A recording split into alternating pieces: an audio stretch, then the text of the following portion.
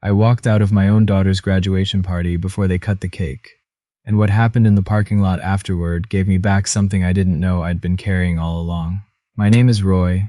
I'm 53 years old. I've worked with my hands my entire adult life. 26 years as a licensed electrician, the last 12 running my own small crew out of Dayton, Ohio.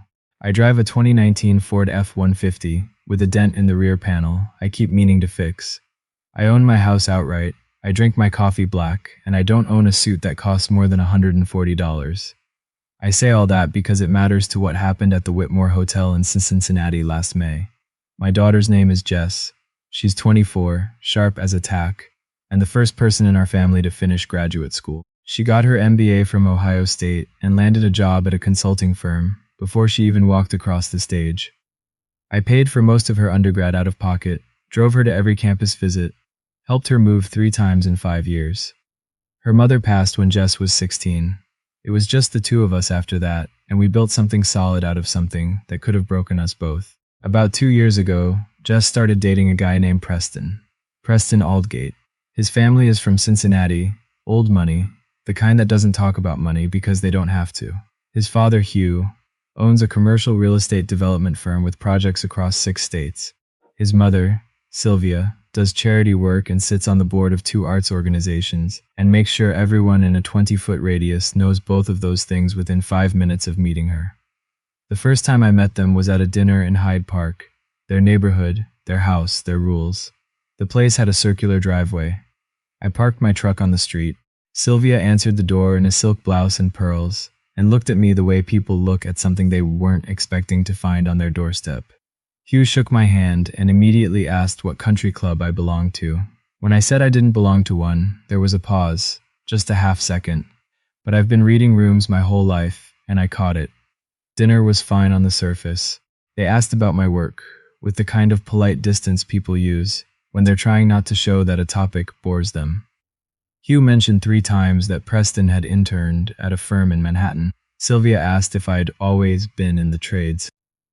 I told her I'd built my business from 2 employees to 11, and that we'd just finished the electrical on a new hospital wing in Springfield. She nodded and steered the conversation back to a fundraising gala she was chairing. Jess caught my eye across the table and gave me a small smile that said, "I know, I'm sorry, just a little longer." I drove home that night and told myself what I always tell myself. People are who they are. You can't change them. You just decide what you're willing to live with.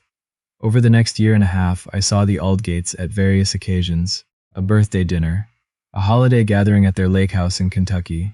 Each time, the dynamic was the same. Hugh would acknowledge me briefly, and then orbit away toward someone more useful to him. Sylvia would be pleasant in the way that requires absolutely nothing. Surface warmth, no heat underneath. Preston was always cordial to me, never warm, like he was following a policy. The only one who ever actually talked to me was their youngest, a college kid named Chase, who turned out to be genuinely curious about electrical engineering and asked me real questions for about 40 minutes at the lake house. Good kid. Didn't seem to belong to the same family somehow. Then Jess and Preston got engaged in February. The graduation party they were combining with an engagement celebration, was scheduled for May at the Whitmore Hotel ballroom. Sylvia had organized the whole thing. When Jess told me that, I felt the first real knot form somewhere behind my sternum. "She wants to handle it, Dad," Jess said. "It's her thing. She loves planning events." "That's fine," I said. "Where am I sitting?" Jess paused, just slightly. "I'll make sure you're somewhere good." I didn't push it. I should have. The night of the party, I put on my best sport coat, dark navy, bought it for a Chamber of Commerce dinner 3 years ago, and I drove down to Cincinnati. The Whitmore is one of those places with a valet stand out front and a lobby that smells like $100 a square foot. I gave the valet my keys and watched him try to keep his face neutral when he looked at the truck.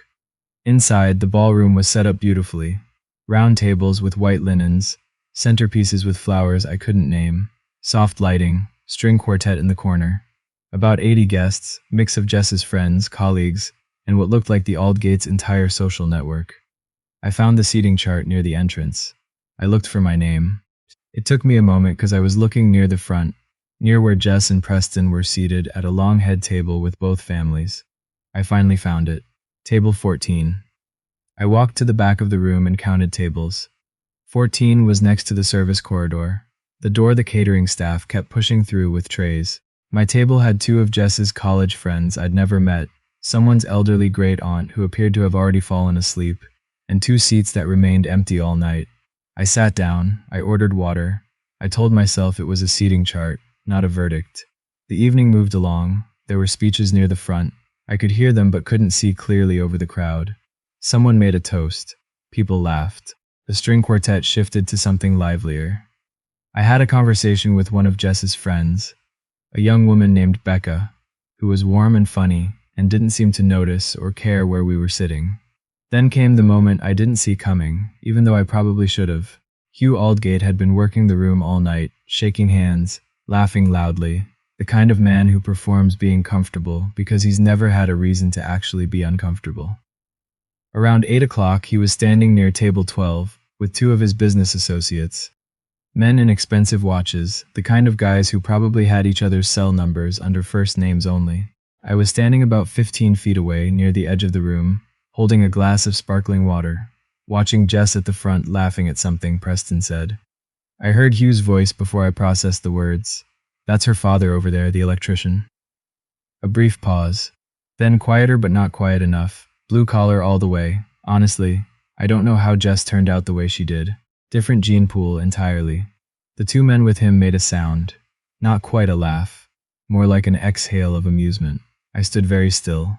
I want to be precise about what I felt in that moment, because it wasn't what you might expect. It wasn't rage. It wasn't humiliation. It was something colder and more specific. The feeling of having your suspicions confirmed after a long time of hoping you were wrong. I turned my head and looked at Jess. She was 20 feet away, still at the head table, and she was looking right at me. She'd heard it too, or she'd seen something in my face, because her expression shifted. She looked at her father-in-law-to-be and then back at me, and then Preston leaned over and said something in her ear, and she laughed. A small laugh, the automatic social kind, in response to whatever he said. She wasn't laughing at what Hugh said. I know that, but she also didn't stop smiling. She didn't stand up, she didn't come over. I set my glass down on the nearest table. I walked to the coat check, collected my jacket, and I went outside. The valet brought my truck around. I tipped him $20. I sat in the driver's seat in the parking garage for about 4 minutes without starting the engine. My phone buzzed. It was Jess. Dad, where did you go? I didn't answer right away.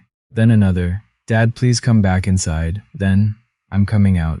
She found me in the parking garage 3 minutes later, still in her party dress, her heels clicking on the concrete. She looked beautiful and stressed and young in a way that made my chest ache. Dad, she said. It's fine, I said. It's not fine. I know what you heard. Do you? She was quiet for a moment. I heard it too. I was going to say something, but you didn't. She wrapped her arms around herself. Preston was right there. It would have caused a scene. This is a big night, Dad. For both of us. For the engagement. For everything. And I didn't want to. I know, I said. I understand. And I did understand. That was the thing. I understood exactly what she was doing, and exactly what it cost her to do it. What I didn't know yet was whether I could live inside that understanding long term. Your grandfather would have laughed, I said. It came out before I planned it. Jess looked up. What? My dad. Your grandfather. He used to say, whenever someone looked down on him, he'd say, they don't know what they're looking at. He'd just laugh, not mean, just like he knew something they didn't. My dad passed 11 years ago. He worked 34 years for the phone company, then spent his retirement building furniture in his garage, which he gave away to anyone who needed it. He never owned a suit. He called his savings account the quiet money, and never told anyone how much was in it. When he died, my sister and I found out. The quiet money was $412,000. He'd been adding to it since 1987. He never mentioned it. Not once. He just let people think whatever they wanted to think. Jess was watching my face. Dad, what are you saying? Nothing, I said. I'm saying nothing. I opened the truck door. You should go back inside. It's your night. Are you coming? I thought about it. I thought about table 14, and Hugh's voice, and the way Jess hadn't stood up, and the way she was standing in a parking garage, in a nice dress, asking me to come back and pretend none of it happened. No, I said. I'm going to head home. I love you, I said. I'm proud of you. That's true no matter where I'm sitting or what anybody says, but I think it's better if I go. I pulled out of the garage and got on I-71 North. I didn't feel sorry for myself on that drive home. That's important for me to say, because what happened later could make it look like I was building towards something, like I was plotting. I wasn't. I was just driving north in my truck, thinking about my dad and his quiet money, and the kitchen curtains he'd made himself out of fabric. My mom picked out in 1974 that were still in the window when he died. I got home around 10:30. I changed clothes, sat on my back porch, and called my sister Paulette in Columbus. She listened to the whole thing without interrupting, which is the thing she does that I love most about her.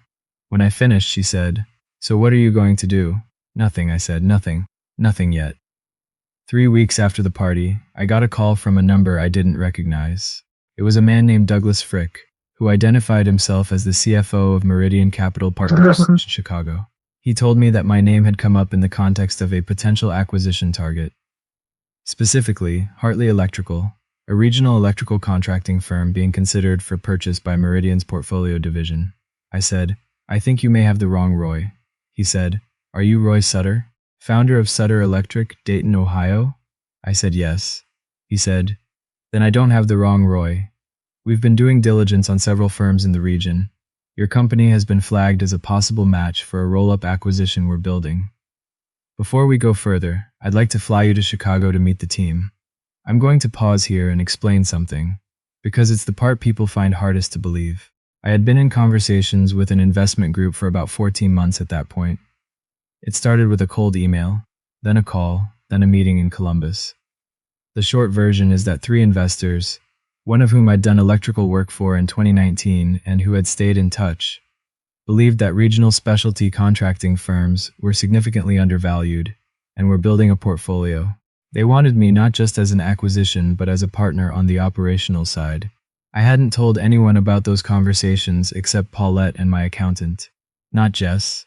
Not my crew. Nobody. I know how that sounds. But here's the thing about spending your whole career being looked through. You develop a habit of keeping things close. You stop volunteering information to people who've already decided what you are. I flew to Chicago on a Tuesday in June. The Meridian offices were on the 41st floor of a building on West Monroe. I wore my best suit, the one I'd bought after the first Columbus meeting, charcoal gray, off the rack but tailored, about $600 with the alterations. The meeting lasted 4 hours. There were 6 people in the room, and I knew the material better than anyone except possibly the lead analyst. By August, we had a letter of intent. The deal closed in late September. I'm not going to put a number on it here, because that's not really the point. But I'll say this. When my accountant called me with the final wire confirmation, I sat in my truck in the parking lot of the Kroger on Brown Street for about 10 minutes before I went in to buy groceries. I told Jess over dinner at my house, just the 2 of us, on a Thursday night in October. I made chicken and rice, the same meal I've been making since she was 7. I poured us each a glass of wine and I laid it out simply. The conversations, the deal, the outcome. She stared at me for a long time. "Dad," she said, "why didn't you tell me?" "I wasn't sure it would go through," I said, which was partly true. "How long has this been happening?" 14 months, roughly, 14 months. She set her fork down. Preston's father, his firm, they actually looked at acquiring a regional contractor last year. Hugh mentioned it. They decided to pass. "I know," I said. She looked up sharply. "One of the investors who approached me had also talked to Hugh's firm early on," I said. "They passed. Different strategy, different vision for the business. It's fine. These things go different directions." Jess was quiet for almost a full minute. "He called you blue collar," she said. "At my party. He said he didn't know how I turned out the way I did. I heard him. I should have said something." "Yes," I said. "You should have." It was the first time I'd said it directly. I wasn't angry when I said it. I was just done pretending I agreed with her reasons not to. Her eyes got bright. "I'm sorry, Dad." "I know you are. What are you going to do?" she asked. "With everything?" I thought about that. I thought about my dad's kitchen curtains and his quiet money, and the way he'd say they don't know what they're looking at and just laugh. "Probably buy a better truck," I said. She laughed at that. Real laughter, not the automatic kind. And it was the first time all year that something between us felt fully clear. Here is the part I want to be careful about, because it would be easy to make it into something it wasn't.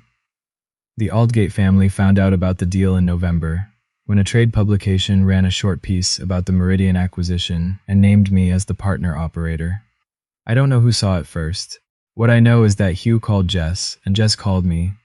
and told me Hugh had called to say congratulations and that he'd always known I had good instincts. I told her to thank him for me. Preston called me directly, about a week later, and asked if I'd be interested in having lunch with his father.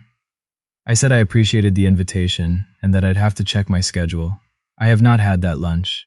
This is not a revenge story exactly, even though I know that's what it might look like from the outside. I didn't set out to prove anything to the Aldgates. I wasn't running a long con.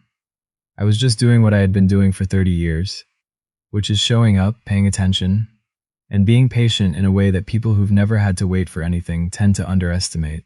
The thing I think about most when I think about that night in May is not Hugh's voice or the table in the back corner.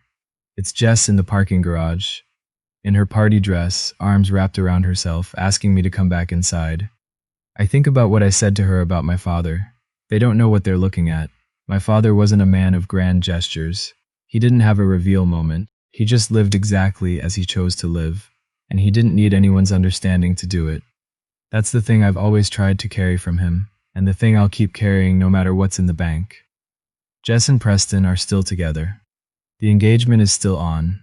I've been to 2 dinners at the Aldgate house since November, and Hugh is noticeably different with me. Warmer, more attentive, the kind of interested that wasn't there before. I'm civil. I'm polite. I will always be exactly what I am, which is the point. At the second dinner, Sylvia asked me how it felt to close a deal of that size. I thought about the right answer for a moment. Then I said what my dad would have said, the same thing he said about everything he ever built, or earned, or quietly accumulated, over a lifetime of being looked past by people who didn't know what they were looking at.